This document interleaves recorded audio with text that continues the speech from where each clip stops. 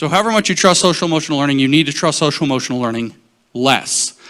Jennifer did a great job. That word problem, I don't want to keep talking about it. I'm just struck by how good of an example that is about how they will transform an innocuous piece of curriculum into a political discussion by using little keywords or key topics like mom and dad, something that seems perfectly normal to people, to dredge up a political discussion out of the kids.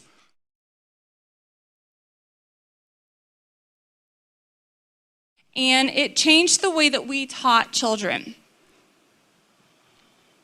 It changed it because it shifted from a traditional teaching method to what is called a culturally responsive teaching method. And again, I want everyone, even if you're listening from a different state, to understand this is happening in your state. This is in every state Department of Education. You can look up culturally responsive teaching or cultural competence. You will find it. But the problem is a lot of people didn't understand what that meant. So culturally responsive teaching is supposed to be used all day, every day in your children's life. So in every subject area, they are supposed to be teaching culturally responsive. But I'm going to give you something that we're all probably familiar with in this room. Okay, pretend you're in second grade for a minute, right? That would be nice. Not so much worry in the world. But this is a typical math problem that you might hear. Okay, Johnny was on the way to an amusement park with his mom and dad. The park was a total of 50 miles away. They already drove 20 miles. How many more miles do they need to drive? Doesn't seem like a big deal, right? But this is what parents can't put their finger on. This is what you can't grab and say, why are you doing this? Because it's the method that they have taught these teachers to use. It's what culturally responsive teaching is.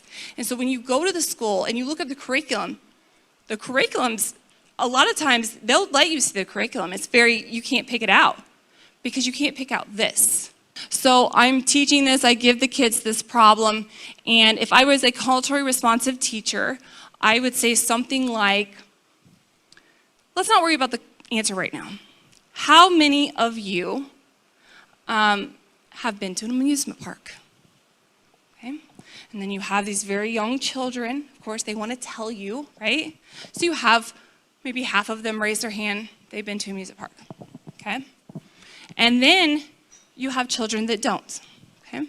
And then you say, well, okay, I see some of you went, but I also see that some of you haven't went. So what reasons would there be that some kids haven't been to a amusement park? You would have some child that would say, because they throw up on the rides, right? So they want to share everything. Sure, some kids don't like to go to the amusement park. They don't want to go. They're afraid of the rides. What's another reason? Why? Culturally responsive teaching exploits the emotions of these children and life experiences to push this idea of privilege and oppression. Okay? And so I would say, what's another reason?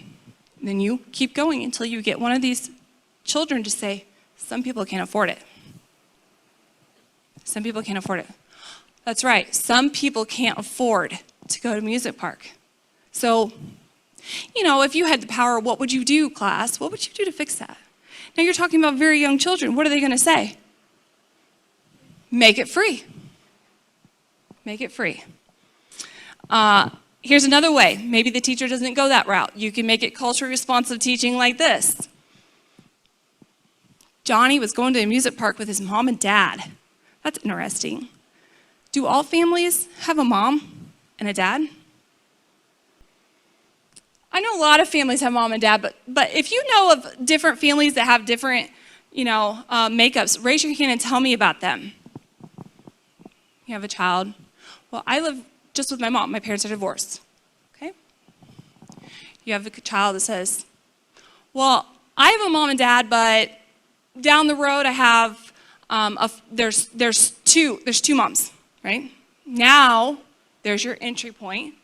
If you're a culturally responsive teacher, and this is your agenda, is to manipulate the children, there's your entry point. Now you can have this conversation with young children. That's what culturally responsive teaching is. And again, you can